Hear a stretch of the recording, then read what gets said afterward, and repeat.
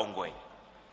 It is in the light of this that the public hearing is expected to complement and reinforce the mechanism already put in place to effectively and permanently plug the leakages already identified and those likely to be identified as a result of this hearing or the performance auditing that has already been approved by Mr. President. Honorable Chairman and distinguished members, this is an introductory remark on the subject of this gathering. I will at this point invite the Director General of the agency to present our detailed submission on the subject of this hearing. I hope you will find the presentation incisive enough to explain where we want to be. Mr. Chairman, once again, on behalf of the Honorable Minister of Transportation, I wish to thank this Honorable Committee for its various initiatives, interventions, and support in moving the maritime sector forward. Thank you, and God bless.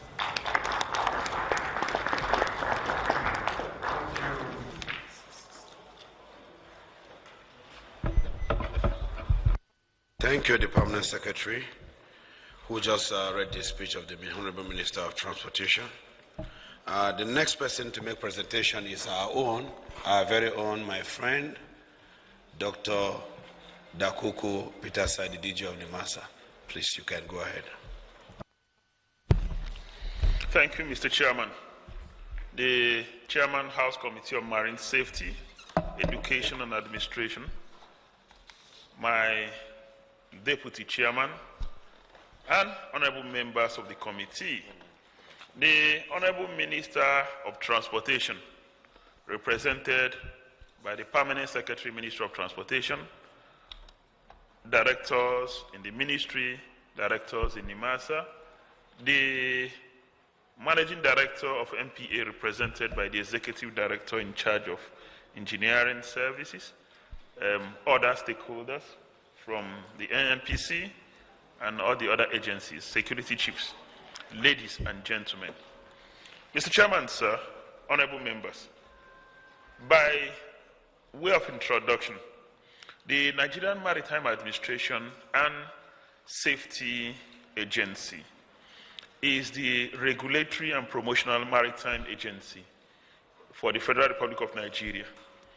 The obligation of regulating maritime activities is conferred upon the agency by virtue of three major instruments. One is the Merchant Shipping Act of 2007. The second is the Nigerian Maritime Administration and Safety Agency Act of 2007. The third is the Coastal and Inland Waters Act, the Cabotage Act of 2003, and all other relevant subsidiary legislations made pursuant to the above principal legislations. It is also important to say that NIMASA is the main nodal agency for enforcement of all International Maritime Organization instruments for which Nigeria is party to. In response to the issue for which the House has mandated the committee to investigate, it is important to say that NIMASA has some sources of revenue. One is a 3% levy on gross freight earning on in- and outbound cargoes. The second one is the 2% surcharge on contract sum on cabotage operating vessels. That means vessels that operate within our coastal waters. The related stevedoring charges, the sea protection levy, which is backed by IMO instruments and our own regulations, and other income-generating sources. Mr. Chairman, honorable members, it is very true that the agency is being owed heavy debt spanning from January 2010 up to December 2015, and we will supply the information at our disposal to this honorable committee to enable us get to the root of this matter. There are several reasons why the agency is being owed. Some germane, some literally inexplainable. On the 3% levy on gross freight earning in and outbound cargo, most of the irregularities in our record is due to double billing, disclaimed and disputed bills. There are cases where shipping companies, shipping agents dispute bills, and in a few cases, there are ongoing negotiations. There are also cases of double billings, and there are cases of disclaimed and disputed bills.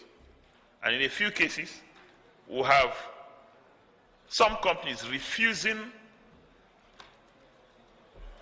to pay their bills. We also have data of actual verified debt owed the agency, which we will also make available to the committee to aid your work.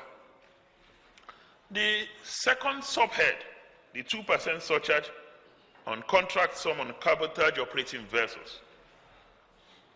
Ordinarily, debts are not supposed to be incurred under this subhead.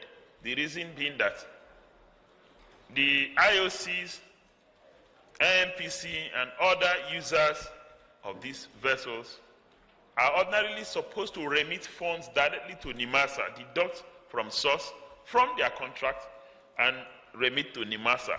But in real life, that is not the situation. We still have challenges collecting some of this revenue. We also have debt accruing from ship-to-ship transfer. And in some cases, few cases, there are deliberate attempts by the major contracting firms or IOCs not to even pay or service their debt. We also have those who are owing under 0.5% stevedoring earnings. This has to do with terminal operators and users of our various ports.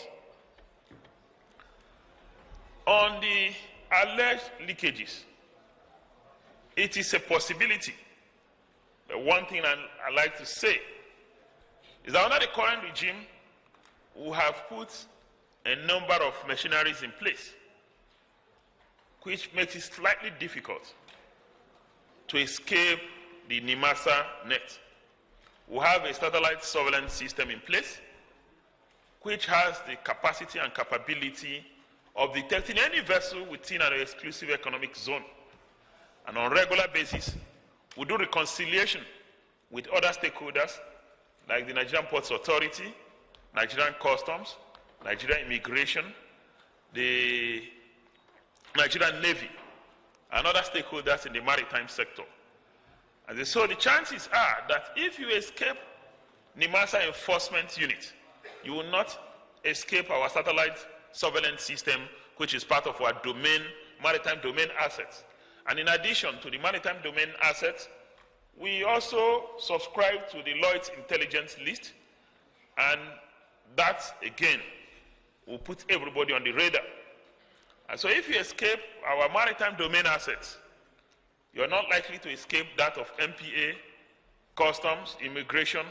And so when we do our monthly reconciliation, we are likely to detect every vessel that operates within our maritime domain, and we'll do the needful. We have an acknowledgement of the fact that we're being owed and that there may have been leakages in the past. We have taken some concrete steps to recover these debts and block the leakages. One is now that there is a dedicated debt recovery unit in NIMASA with the mandate to follow up on debts and ensure enforcement of payments and recover backlog of debts owed the agency, and by extension, the Federal Republic of Nigeria. There is also a debt reconciliation committee